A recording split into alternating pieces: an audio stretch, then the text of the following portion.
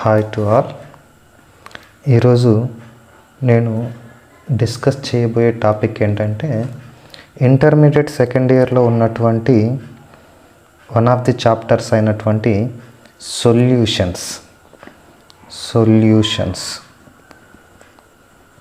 Okay, మరి ఈ chapter మనకు ఇంటర్మీడియట్ సెకండ్ ఇయర్లో ఎందుకు ఇచ్చాడు అని మనం అబ్జర్వ్ చేస్తే, ఇంటర్మీడియట్ ఫస్ట్ ఇయర్లో మనము స్టేట్స్ ఆఫ్ మ్యాటర్ అని చెప్పేసి అందులో గ్యాసెస్ స్టేట్స్ గురించి చదివి ఉంటాం.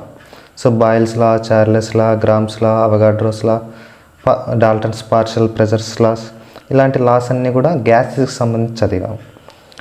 అండ్ సెకండ్ ఇయర్కి వచ్చేసరికి వన్ ఆఫ్ ది చాప్టర్స్ వచ్చేసి solid state.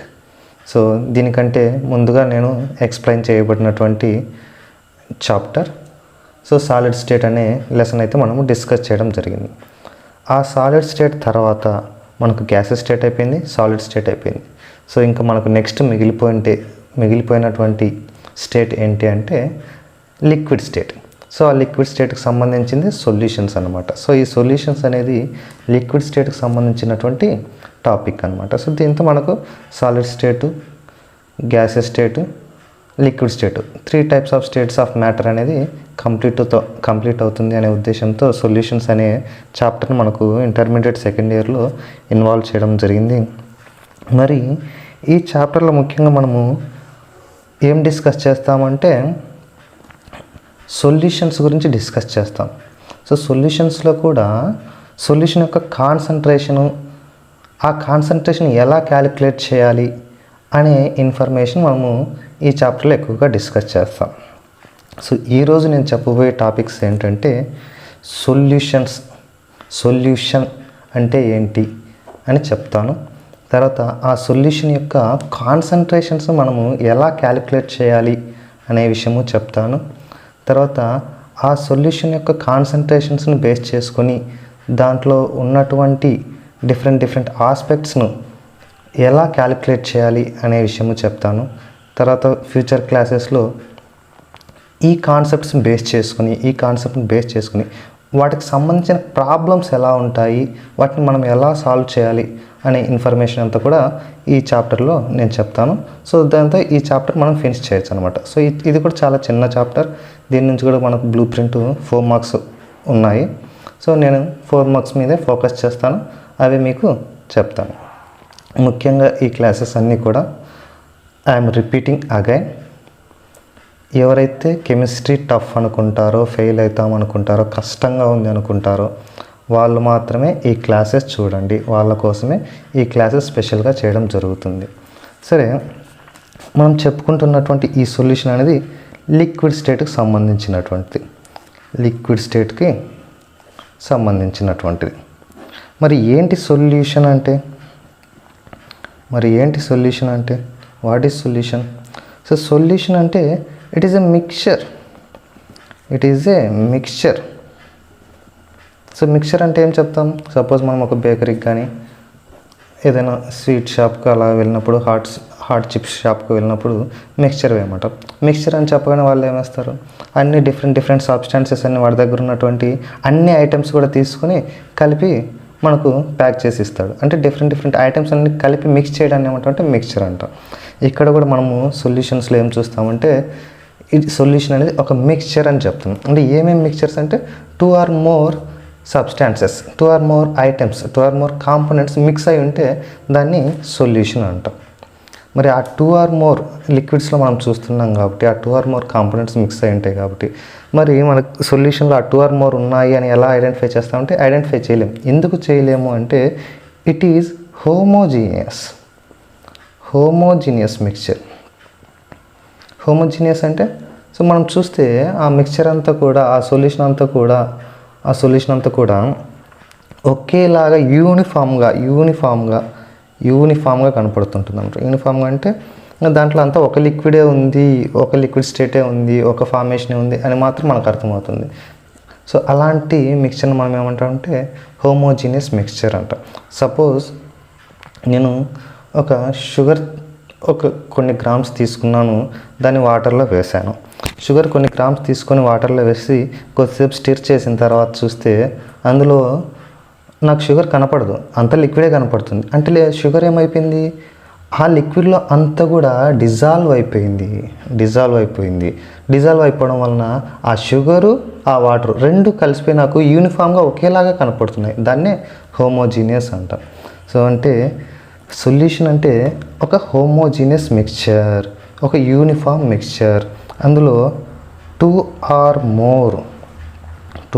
More substances or items or components ఉండొచ్చు. 2 or more కాంపోనెంట్స్ ప్రజెంట్. ఏదైనా ఒక సొల్యూషన్లో ఏముంటాయంటే 2 or more కాంపోనెంట్స్ ప్రజెంట్ అయి ఉంటాయి. కాకపోతే మనకున్నటువంటి ఇంటర్మీడియట్ సిలబస్లో మనం చెప్పుకునేది ఓన్లీ బైనరీ సొల్యూషన్స్ గురించి మాత్రమే మనము డిస్కస్ చేద్దాం. బైనరీ సొల్యూషన్స్ అంటే అందులో 2 కాంపోనెంట్స్ మాత్రమే ఉంటాయి. అలా 2 కాంపోనెంట్స్ మాత్రమే ఉంటే ఆ సొల్యూషన్ మనము బైనరీ సొల్యూషన్ అంటాం. మరి సపోజ్ ఇప్పుడు మనము ఒక ఎగ్జాంపుల్ కనుక చూస్తే షుగర్ సొల్యూషన్ అంటే కొద్దిగా వాటర్లో నేను షుగర్ పర్టికల్స్ వేసాను. షుగర్ పర్టికల్స్ వేయడం వల్ల అది షుగర్ సొల్యూషన్గా మారిపోయింది. అంటే ఏం జరిగింది, దాంట్లో 2 కాంపోనెంట్స్ ఉన్నాయి.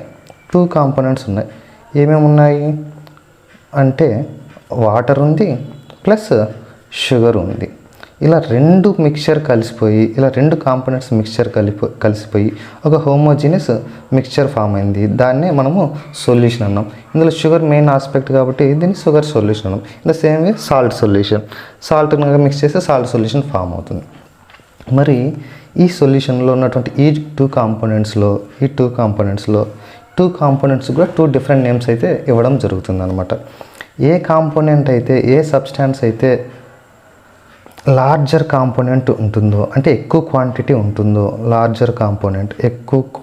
ఉంటుందో దాన్ని మనం ఏమంటాము అంటే సాల్వెంట్ అంటాం. ఏ కాంపోనెంట్ అయితే ఎక్కువగా ఉంటుందో, లార్జర్ కాంపోనెంట్ ఉంటుందో దాన్ని సాల్వెంట్ అంటాం. ఏ కాంపోనెంట్ అయితే లెస్సర్గా ఉంటుందో అలాంటి కాంపోనెంట్ను సొల్యూట్ అంటాం. మరి ఈ కాంపోనెంట్స్ మనం అబ్జర్వ్ చేస్తే సాల్వెంట్ అనేది దీనికి ఎలాంటి నేచర్ ఉంటుంది అంటే it can dissolve the other substance. It can dissolve the other substance in it. ఈ సాల్వెంట్కి ఎలాంటి నేచర్ ఉంటుందంటే అదర్ సబ్స్టాన్స్ని, ఇంకొక సబ్స్టాన్స్ను దాంట్లో డిజాల్వ్ చేసుకునేటువంటి నేచర్ ఉంటుంది. సో అంటే ఒక సొల్యూషన్లో ఒక కాంపోనెంట్ ఎక్కువగా ఉంటుంది, ఒక కాంపోనెంట్ తక్కువగా ఉంటుంది. ఇలా 2 కాంపోనెంట్లు బైనరీ సొల్యూషన్ అంటాం.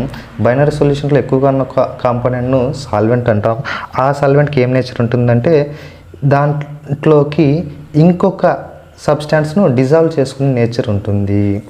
మరి ఈ సొల్యూట్కు ఏ నేచర్ ఉంటుంది అంటే ఇట్ ఈజ్ డిజాల్వింగ్ సబ్స్టాన్స్ అన్నమాట. ఆ డిజాల్వ్ అయ్యేది అంటే ఈ సాల్వెంట్లో డిజాల్వ్ అయ్యేది ఏంటంటే సొల్యూట్ అనమాట. It is dissolving substance. So సాల్వెంట్కి ఒక నేచర్ ఉంది, ఒక సబ్స్టాన్స్ని డిజాల్వ్ చేసుకునే నేచరు. సొల్యూట్కి ఏ నేచర్ ఉందంటే ఇంకొక సబ్స్టాన్స్లో డిజాల్వ్ అయ్యే నేచర్ ఉంది. అంటే ఓవరాల్గా ఈ సాల్వెంట్లో సొల్యూట్ అనేది డిజాల్వ్ అయిపోతుంది. సాల్వెంట్లో సొల్యూట్ డిజాల్వ్ అయిపోయేసి అది ఒక సొల్యూషన్ లాగా ఫామ్ అవుతుంది. అందుకే మనం సొల్యూషన్కు సింపుల్ ఈక్వేషన్ ఎలా రాస్తామంటే solution is equal to solvent plus solute అని రాయొచ్చు. ఓకే, అంటే ఒక సొల్యూషన్ బైనరీ సొల్యూషన్ తీసుకుంటే అందులో ఉండేది 2 కాంపోనెంట్స్. ఆ 2 కాంపోనెంట్స్లో లార్జర్ కాంపోనెంట్ ఒకటి, లెస్సర్ కాంపోనెంట్ ఒకటి. లార్జర్ కాంపోనెంట్కు డిజాల్వింగ్ చేసుకునే నేచర్ ఉంటుంది, లెస్సర్ కాంపోనెంట్కు డిజాల్వ్ అయ్యే నేచర్ ఉంటుంది. ఆ డిజాల్వ్ చేసుకునే నేచర్ ఉన్నటువంటి లార్జర్ కాంపోనెంట్ సాల్వెంట్ అంటాము. డిజాల్వ్ అయ్యేటువంటి ఆ లెస్సర్ కాంపోనెంట్ను సొల్యూట్ అంటాము. సో అంటే ఆ సొల్యూషను ఎలా ప్రిపేర్ అయ్యింది, ఎలా మేకప్ అయింది అంటే దాంట్లో ఉన్నటువంటి సాల్వెంట్, దానికి యాడ్ చేయబడినటువంటి సొల్యూట్ రెండు మిక్స్ కావడం వలన ఒక సొల్యూషన్ ఫామ్ అయింది. అంటే సొల్యూషన్ అంటే సాల్వెంట్ ప్లస్ సొల్యూట్ అని చెప్పొచ్చు. ఎగ్జాంపుల్ ఇక్కడ మనం చెప్పాం షుగర్ సొల్యూషన్ అని చెప్పేసి. ఈ షుగర్ సొల్యూషన్లో వాటర్ అనేది సాల్వెంట్ లాగా యాక్ట్ చేస్తుంది, అంతేనా? సో వాటర్ అనేది ఎక్కువ క్వాంటిటీ ఉంటుంది, షుగర్ అనేది తక్కువ క్వాంటిటీ ఉంటుంది, లెస్సర్ కాంపోనెంట్. షుగర్ అనేది తక్కువగా ఉంటుంది కాబట్టి దీన్ని సొల్యూట్ అంటాం. సో షుగర్ సొల్యూషన్లో సాల్వెంట్ అనేది వాటరు, సొల్యూట్ అనేది షుగరు. సో వాటర్ అనేది సాల్వెంట్ లాగా యాక్ట్ చేస్తుంది, షుగర్ అనేది సొల్యూట్ లాగా యాక్ట్ చేస్తుంది.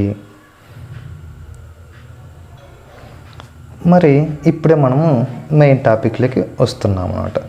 మరి ఈ సొల్యూట్ ఆ సాల్వెంట్లో ఎంత మిక్స్ అయింది, ఎంత క్వాంటిటీ మిక్స్ అయింది అనే దాన్ని బట్టి ఆ సొల్యూషన్ నేచర్ అనేది ఉంటుంది. సాల్వెంట్లో సపోజ్ 10 grams సొల్యూట్ మిక్స్ చేసాము, అది ఒక నేచర్లో ఉంటుంది. అదే 100 grams సొల్యూట్ మిక్స్ చేసాము, అది ఇంకొంచెం డిఫరెంట్ నేచర్లో ఉంటుంది. Nature is nothing but concentration.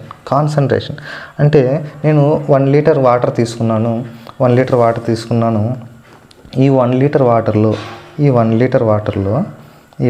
వాటర్లో ఫస్ట్ 100 grams షుగర్ వేసాను. 100 grams షుగర్ వేసాను. అదే 1 liter వాటర్లో నేను 500 grams షుగర్ వేసాను. అదే 1 liter వాటర్లో 500 grams షుగర్ వేసాను. అదే 1 liter వాటర్లో 1000 grams షుగర్ వేసాను. ఇదే 1 liter వాటర్లో 1000 grams వేసాను. మరి ఈ మూడు కూడా షుగర్ సొల్యూషన్సే, ఈ మూడు కూడా same సొల్యూషన్సే, sugar సొల్యూషన్సే.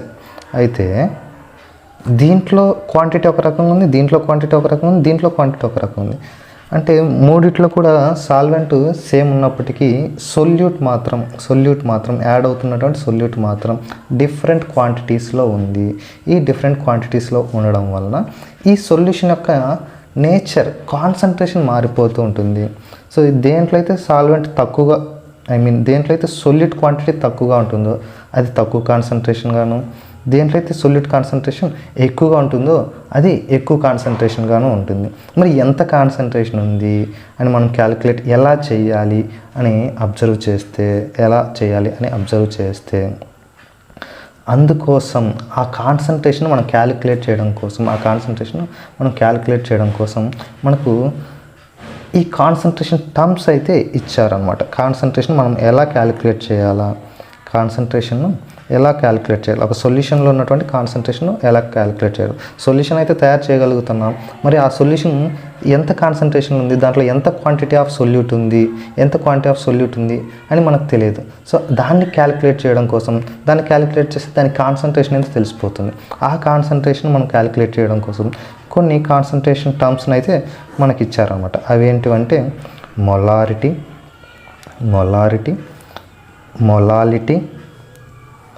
Okay, before that normality, molality.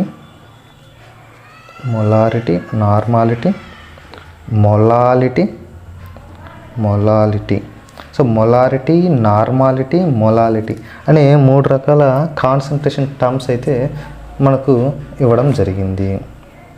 మరి ఈ 3 types ఆఫ్ కాన్సన్ట్రేషన్ టర్మ్స్ మనకు తెలిస్తే మనము ఆ సొల్యూషన్ యొక్క కాన్సన్ట్రేషన్ ఎంత ఉంది అనేది క్యాలిక్యులేట్ చేయవచ్చు. మరి మొలారిటీని ఎలా క్యాలిక్యులేట్ చేస్తామంటే, సో ఈ మొలారిటీ అన్నా, నార్మాలిటీ అన్నా, మొలాలిటీ అన్నా 3 కూడా కాన్సన్ట్రేషన్ టర్మినాలజీ. ఒక సొల్యూషన్ యొక్క కాన్సన్ట్రేషన్ మనం క్యాలిక్యులేట్ చేయాలంటే ఈ 3లో ఏదో ఒకదాంతో క్యాలిక్యులేట్ చేస్తాం. ఎక్కువగా మనం యూజ్ చేసే కాన్సన్ట్రేషన్ టర్మ్ ఏంటంటే మొలారిటీ మనం ఎక్కువ యూజ్ చేస్తాం, ఈ రెండింటిని తక్కువగా యూజ్ చేస్తామంట. మరి మొలారిటీ అంటే ఏం లేదు, ఇక్కడ చెప్పినట్లు ఒక లీటర్ సొల్యూషన్లో ఇనిషియల్గా ఇది సాల్వెంట్ 1 liter సాల్వెంట్. దీంట్లో ఈ సొల్యూట్ కలపడం వల్ల, షుగర్ అనే ఒక సొల్యూట్ని కలపడం వల్ల ఇది సొల్యూషన్గా తయారవుతుంది. సొల్యూషన్గా తయారవుతుంది. సో అట్లా సొల్యూషన్గా తయారైనప్పుడు ఆ సొల్యూషన్గా తయారైనటువంటి ఆ 1 లీటర్ సొల్యూషన్లో ఎన్ని మోల్స్ ఆఫ్ సొల్యూట్ ఉంది. So how many number of moles of solute is present in 1 litre of solution, that is called molarity. Molarity అంటే number of moles of solute in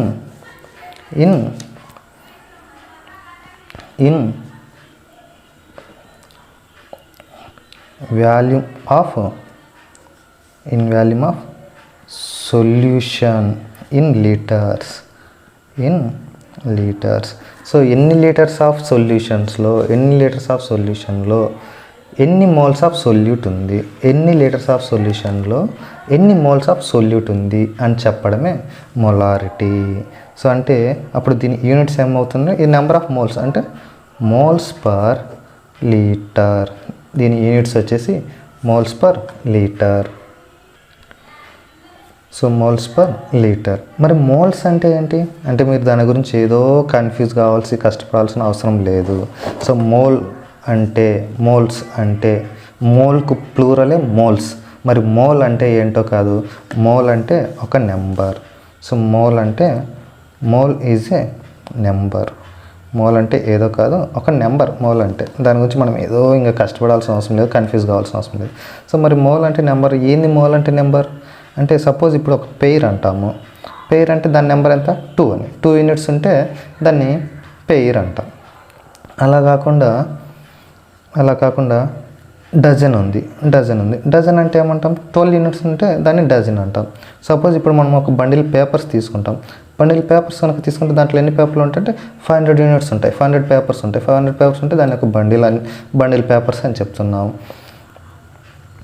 అదే అలా కాకుండా ఒక 100 యూనిట్స్ కనుక ఉంటే 100 ఉంటే దాన్ని ఏమంటామంటే సెంచరీ అని మనం ప్రొనౌన్స్ చేస్తూ ఉంటాం, సెంచరీ అని చెప్తుంటాం. ద సేమ్ వే ఈ నెంబర్ అనేది, ఈ యూనిట్స్ అనేది 6.023 ఇంటూ 10⁻23 ఇన్ని యూనిట్స్ ఉంటే ఇంత కౌంట్ ఉంటే దాన్ని ఏమంటామంటే ఒక మోల్ అంటాం. అంతే, ఇంకంతకు మించి ఏం లేదండి. మోల్ అనేది ఒక నెంబర్. ఎంత నెంబర్ అంటే 6.023 ఇంటూ 10⁻23 అనే ఒక నెంబర్ను మనము మోల్ అని అంటాం.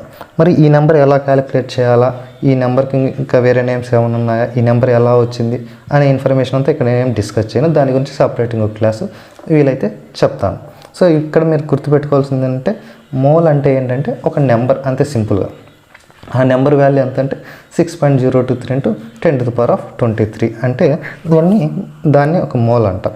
మరి ఇక్కడ మనం ఏం చెప్పాం, నెంబర్ ఆఫ్ మోల్స్ అంటే ఇలాంటి మోల్స్ ఇంకా ఎన్ని ఉన్నాయి, అవి 1 మోల్ ఉందా, 2 మోల్ ఉందా, 3 మోల్ ఉందా, 5 మోల్ ఉందా, 10 మోల్ ఉందా, లేదా 0.1 మోల్ ఉందా, 0.5 మోల్ ఉందా, 0.6 మోల్ ఉందా, 0.7 మోల్ ఉందా, ఇలా చెప్పడమే నెంబర్ ఆఫ్ మోల్స్ అంటే.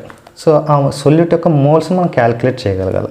క్యాలిక్యులేట్ చేసి ఎంత లీటర్ ఆఫ్ సొల్యూషన్ ఫామ్ అయింది, ఈ రెండింటిని కనుక మనం క్యాలిక్యులేట్ చేసుకోగలిగితే, ఫైండ్ అవుట్ చేయగలిగితే, ఆ రెండింటిని యూజ్ చేసుకొని మొలారిటీ మనము క్యాలిక్యులేట్ చేయొచ్చు. సో మొలారిటీని క్యాలిక్యులేట్ చేయగలిగినామంటే ఆ సొల్యూషన్ యొక్క కాన్సన్ట్రేషన్ మనము మొలారిటీలో చెప్పొచ్చు అన్నమాట. సరే, ఈ మోల్స్కి ఈక్వేషన్ ఏంటంటే, ఈ మోల్స్ను మనము ఎంతో మెన్షన్ చేస్తాం, ఎంతో మెన్షన్ చేస్తాం, వాల్యూమ్ను వీతో మెన్షన్ చేస్తాం ఇన్ లీటర్స్. మరి మోల్స్ అంటే ఏంటంటే N is equal to, mole అంటే ఏంటంటే weight by gram molecular weight or gram atomic weight. మనం ఏ సబ్స్టాన్స్ అయితే తీసుకుంటున్నామో ఆ సబ్స్టాన్స్ ఎన్ని గ్రాములు తీసుకున్నాము. సపోజ్ నేను షుగర్ తీసుకున్నా, షుగర్ ఒక 1/4 kg తీసుకున్నానా, 1/2 kg తీసుకున్నానా, కేజీ తీసుకున్నానా, 2 kgలు తీసుకున్నానా అని చెప్పడమే వెయిట్ ఆఫ్ ది సబ్స్టాన్స్. ఇక్కడ ఈ మోల్స్ అన్ని కూడా మనం దేనికి చెప్తున్నాం అంటే సొల్యూట్కి చెప్తున్నాం కాబట్టి వెయిట్ ఆఫ్ ది సొల్యూట్. ఎన్ని grams of weight of solute మనం తీసుకున్నాం, ఎన్ని గ్రామ్స్ ఆఫ్ షుగర్ తీసుకున్నాం, 1/2 kgనా, 1/2 kgనా, 1 kgనా, 150 గ్రామ్సా, 250 గ్రామ్సా. సో ఎన్ని గ్రామ్స్ అయితే తీసుకున్నామో దాన్ని వెయిట్ ఆఫ్ ది సొల్యూట్ అంటారు.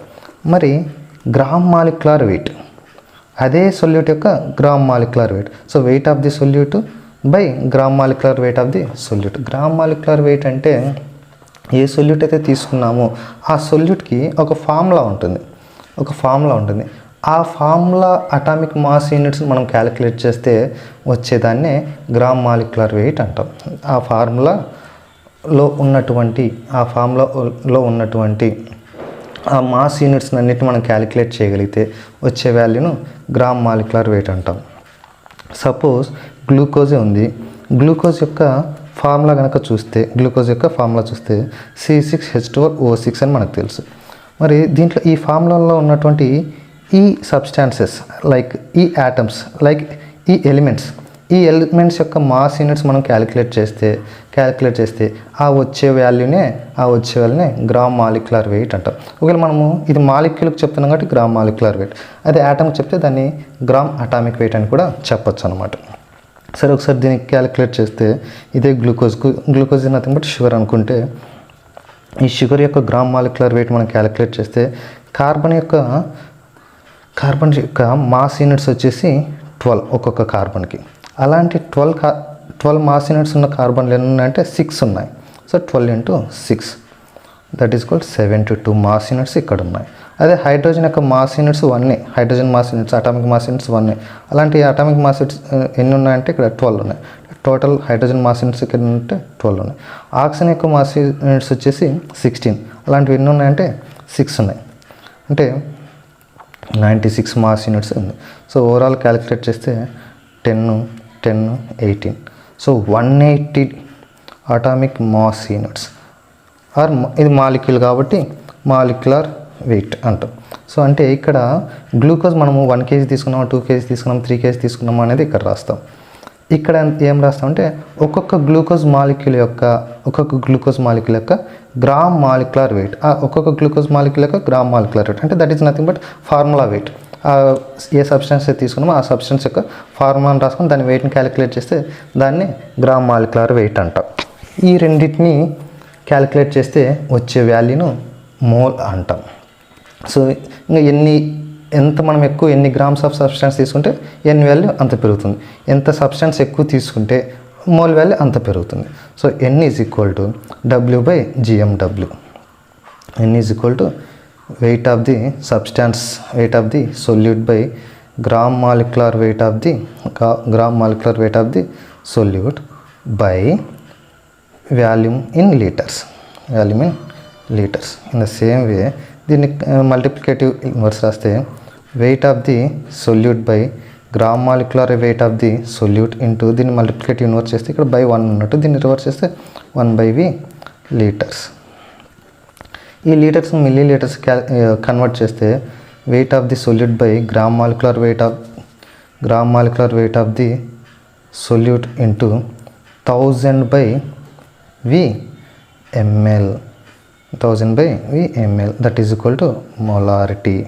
సో మొలారిటీ ఫార్ములా ఏంటంటే weight of the solute by gram molecular weight of the solute into 1000 volume of the solution that is called molarity.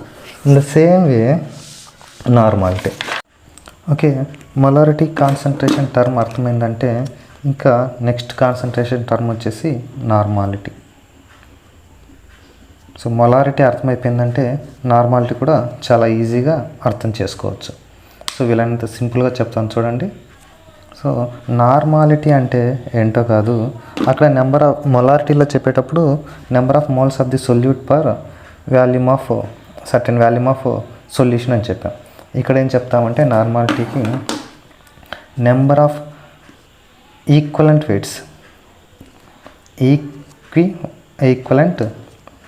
Weights number of equivalent weights of the solute in certain volume of solution. So in liters.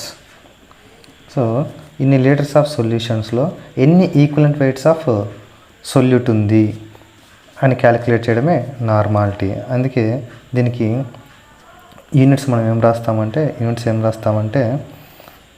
Equivalent weights per litre. Equivalent weights per litre. మరి equivalent weights అంటే ఏంటో కాదండి, చాలా simple. Gram molecular వెయిట్ను వేలెన్సీతో divide చేయడమే equivalent weight. Gram molecular వెయిట్ను వేలెన్సీతో డివైడ్ చేయడమే ఈక్వలెంట్ వెయిట్ అన్నమాట. ఓకే, సరే ఇది ఎలా వస్తుంది అంటే, సో దీన్ని ఏమంటామంటే గ్రామ్ ఈక్వలెంట్ వెయిట్ అంటాం. సో ఈక్వలెంట్ వెయిట్ తెలియాలంటే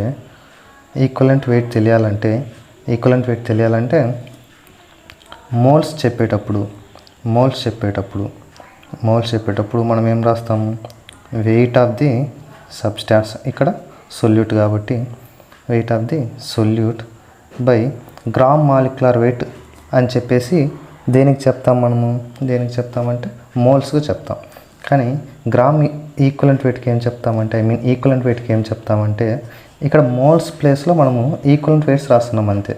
సో మోల్స్ ప్లేస్లో ఈక్వలెంట్ వెయిట్స్ రాస్తున్నామంటే weight by gram equivalent weight అని రాస్తాం. అక్కడ ఏం రాస్తాం, weight by gram molecular weight రాస్తాం, ఇక్కడ weight by gram equivalent weight అని రాస్తాం.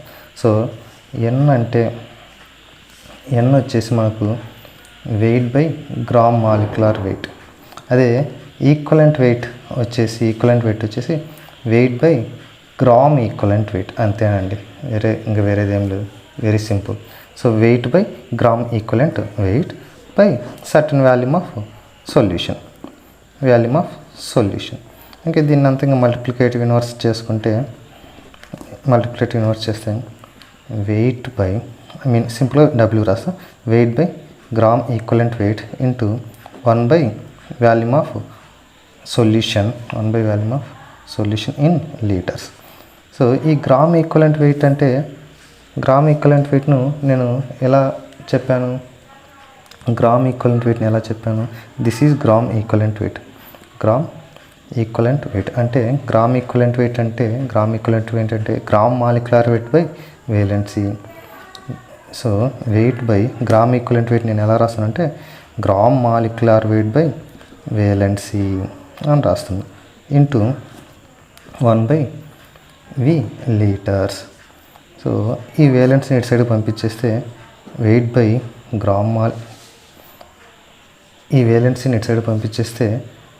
By gram molecular weight into ఇక్కడ వేలెన్సీ వస్తుంది, కాకపోతే నేను వేలెన్సీ ఇక్కడ పక్కన రాస్తాను, ఈ 1 by V litres into valency.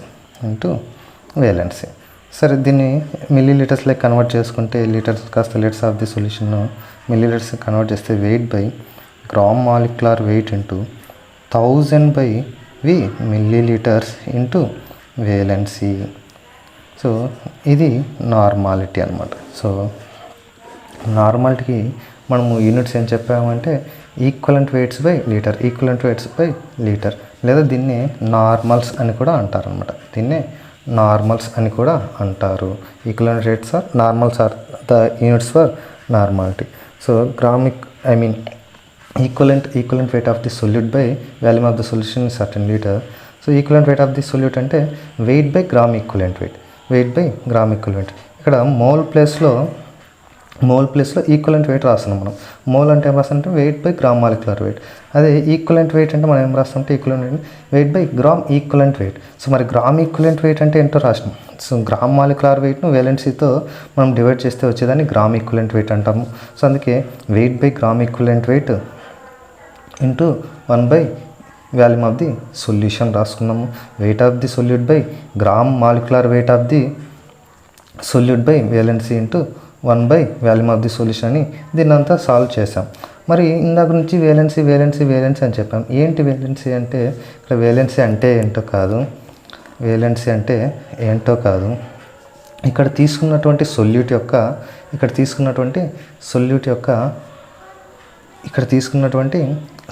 యొక్క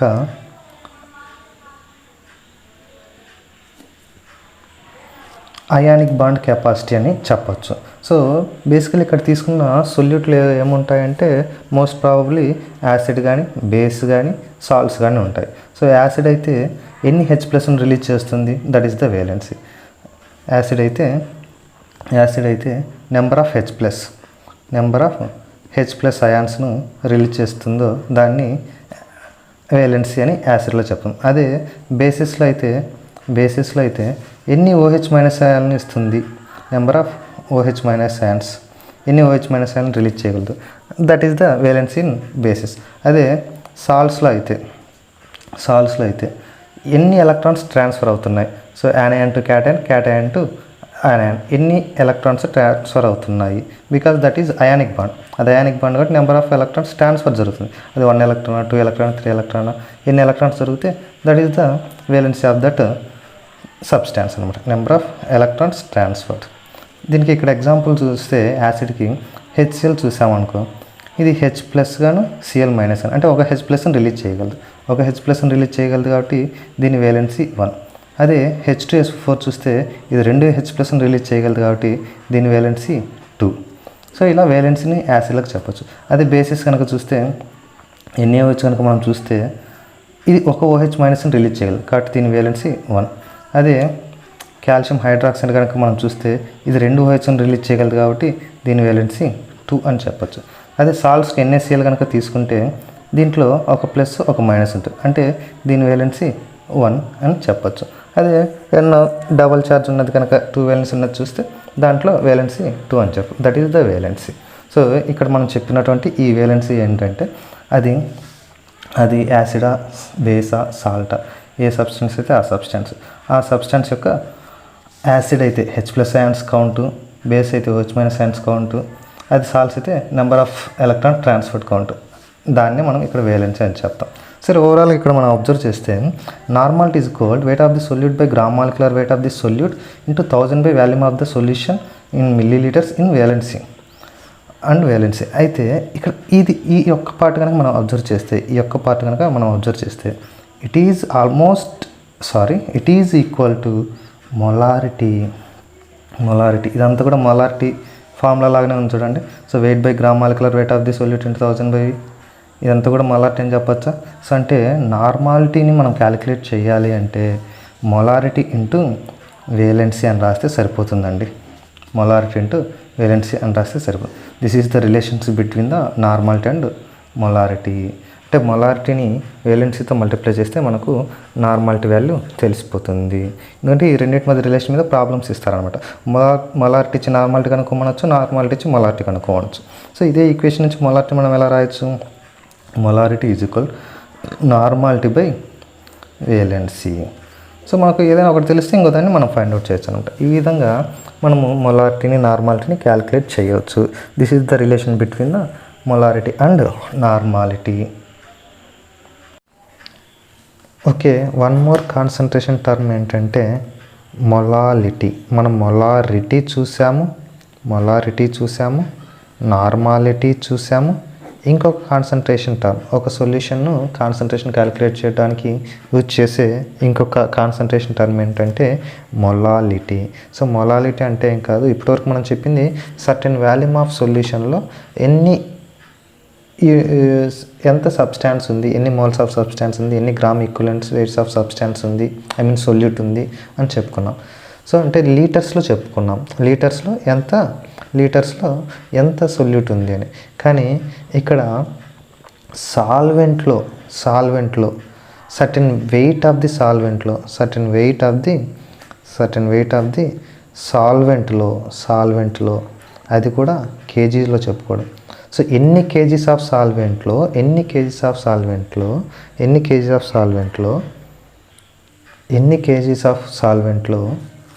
ఎన్ని మోల్స్ ఆఫ్ మొలారిటీ ఉంది, ఎన్ని మోల్స్ ఆఫ్ సొల్యూట్ ఉంది, number of moles of solute.